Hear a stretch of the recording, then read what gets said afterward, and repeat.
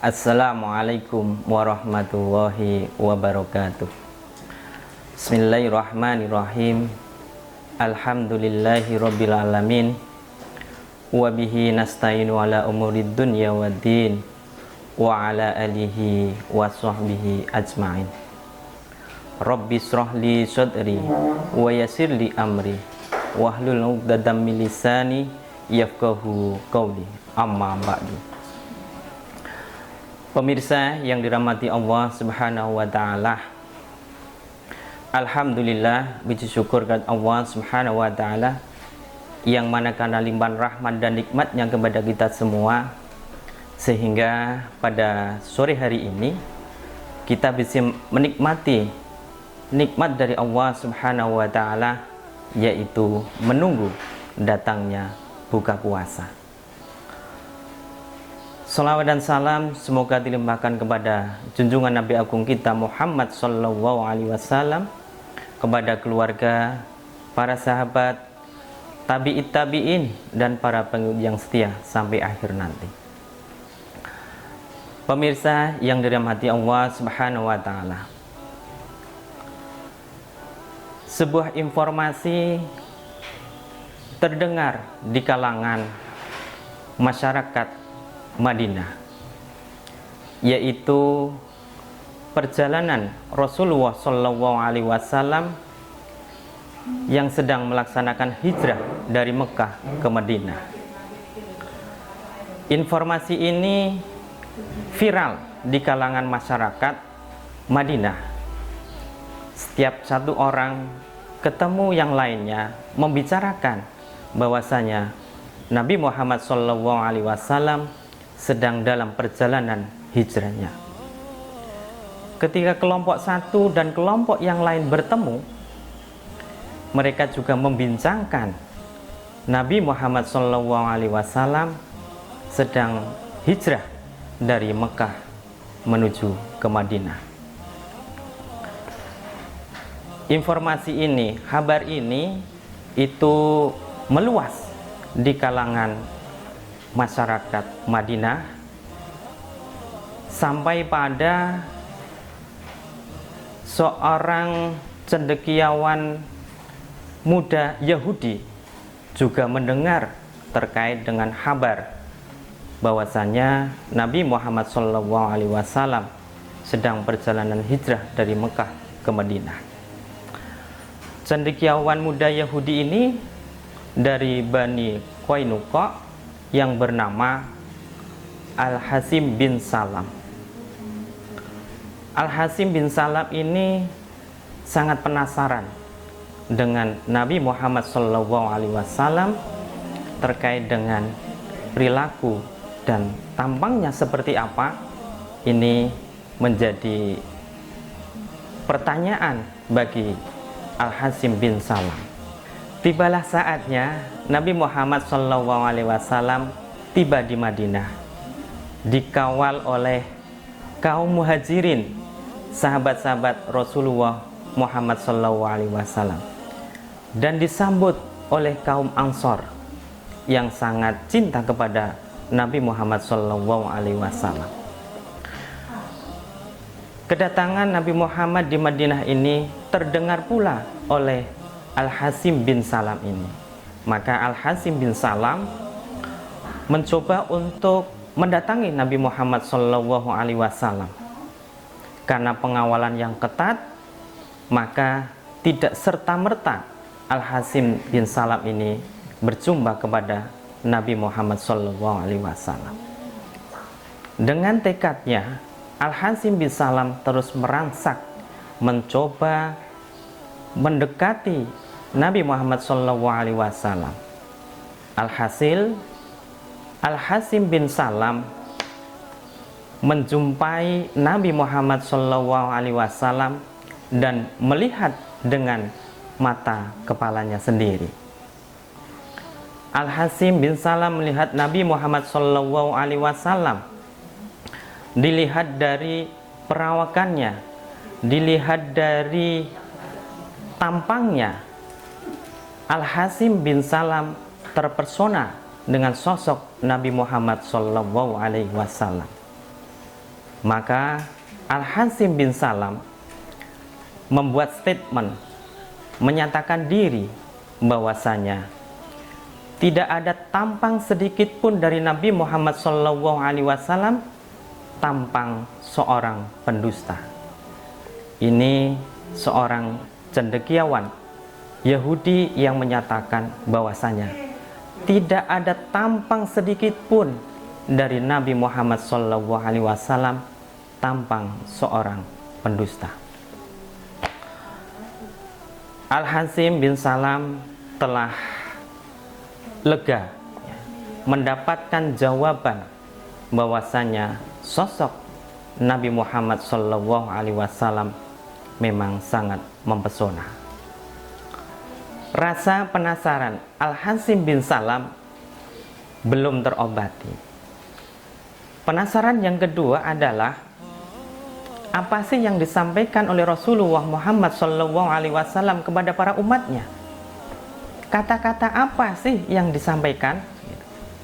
Kemudian Al-Hasim bin Salam ini menunggu Nabi Muhammad SAW memberikan nasihatnya, memberikan ceramahnya kepada umatnya. Tibalah saatnya Nabi Muhammad SAW menyampaikan pidatonya, menyampaikan nasihatnya kepada umat Nabi Muhammad SAW, yang mana ini merupakan sebuah hadis pertama yang disampaikan oleh Rasulullah SAW setibanya di Madinah. Qala Rasulullah SAW, ya ayuhan nas, afsus salam wa at'imut ta'amah wasilul arham wasallu bil laili wan nasin niyam. Hadis riwayat Ahmad dan Tirmidzi, yang artinya, hai manusia, tebarkanlah salam kedamaian, berilah mereka makan, jalin silaturahim, sholat malam dikala orang-orang masih tertidur di tengah malam. Hadis ini diriwayatkan oleh Ahmad dan Tirmidzi. Pemirsa yang dirahmati Allah Subhanahu wa Ta'ala, ada 4 pelajaran yang dapat kita petik dari hadis tersebut. Mari kita kupas satu persatu dari 4 pelajaran tadi. Yang pertama adalah tebarkan salam kedamaian, yang dapat kita artikan bahwasanya ketika kita bertemu, berjumpa, ataupun berpisah dengan sesama muslim, kita diperintahkan untuk uluk salam, untuk memberikan salam. Arti yang lebih luas lagi bahwasanya salam artinya kedamaian, di mana kita diperintahkan untuk selalu membuat lingkungan kita itu menjadi damai. Ketika kita berbuat kedamaian, maka orang-orang yang ada di sekitar kita itu akan lebih aman dan nyaman. Maka dengan kedamaian itulah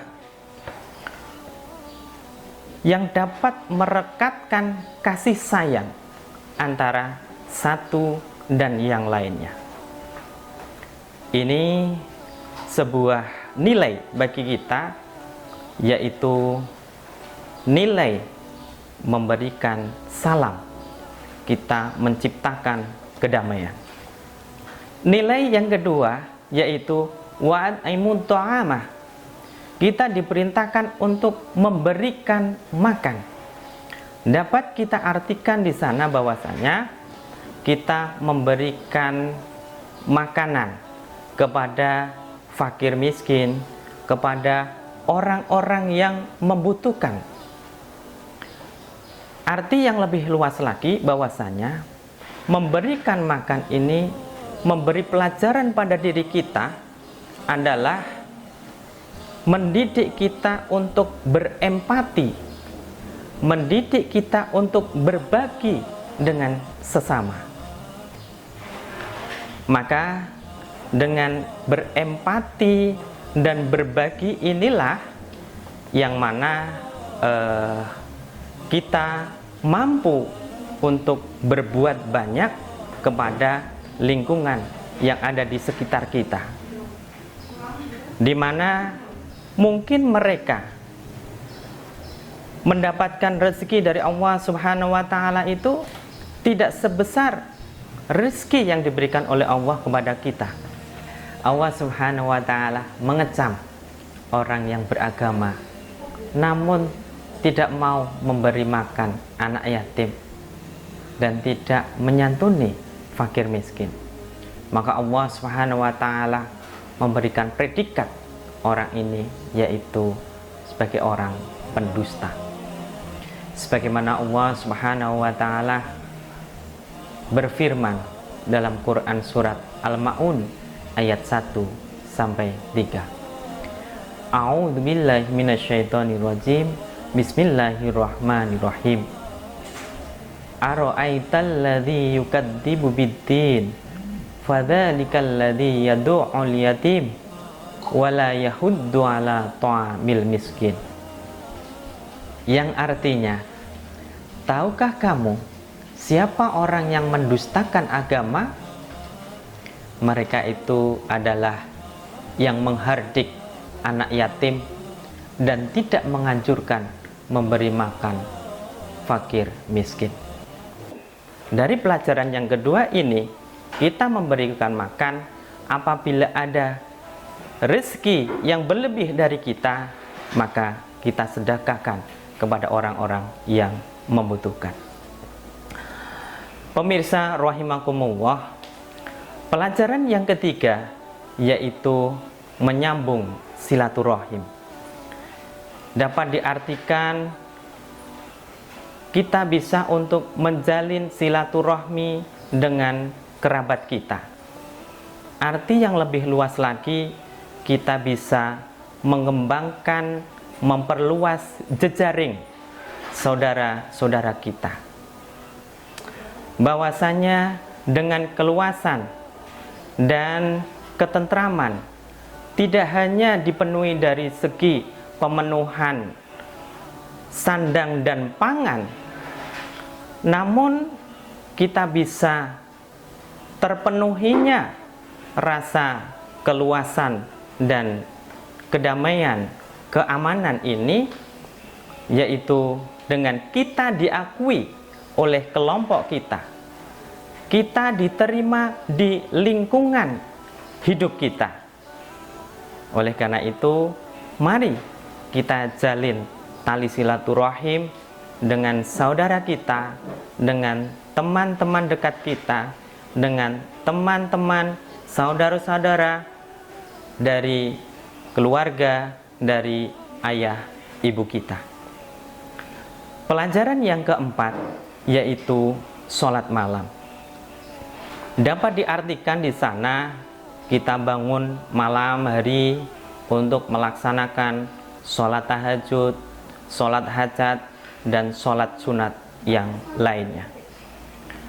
Namun lebih dari itu, bahwasanya ketika kita sholat malam, artinya di sana kita mendekatkan diri kepada Sang Pencipta Allah Subhanahu wa Ta'ala, di mana orang-orang masih tertidur lelap, orang-orang masih tertidur di malam hari, kita mendekatkan diri kepada Allah Subhanahu wa Ta'ala. Dari pelajaran tadi melalui hadis Ahmad dan Tirmidzi, ada 4 poin di sana.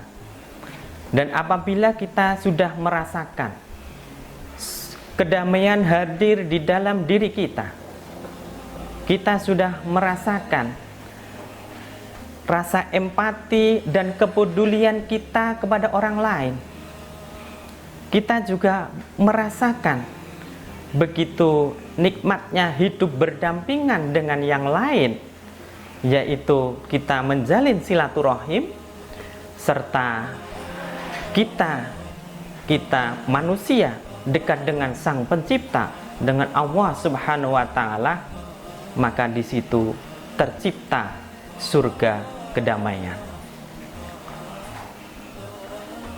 Rasulullah Shallallahu Alaihi Wasallam dengan lemah lembutnya, dengan tampangnya yang menawan, dengan kejujurannya, maka Al-Hasim bin Salam, seorang Yahudi, dengan kekaguman beliau Rasulullah Shallallahu Alaihi Wasallam, maka dengan seketika masuk Islam dengan mengucapkan 2 kalimat syahadat. Maka Al-Hasim bin Salam dirubah namanya oleh Rasulullah Shallallahu Alaihi Wasallam menjadi Abdullah bin Salam. 4 pelajaran tadi yang harus kita laksanakan, dan itu merupakan sebuah perintah dari Nabi Muhammad SAW untuk umatnya, itu bisa ditempuh dengan satu amalan, yaitu puasa. Maka di puasa Ramadan 1443 Hijriah ini, dan ini adalah hari-hari terakhir kita berpuasa, mari kita dengan niat sungguh-sungguh berpuasa, yang mana kita bisa meraih 4 nilai tadi, yaitu menciptakan kedamaian, kemudian meningkatkan rasa empati dan berbagi kita kepada masyarakat, kemudian meningkatkan tali silaturahim, dan yang terakhir kita sholat malam, mendekatkan diri kepada Allah Subhanahu wa ta'ala. Demikian dan sekian, kurang lebihnya mohon maaf. Saya akhiri, subhanakallahumma wa bihamdika asyhadu an la ilaha illa anta astaghfiruka wa atubu ilaik. Nasru minallah wa fadhun qarib. Wassalamualaikum warahmatullahi wabarakatuh.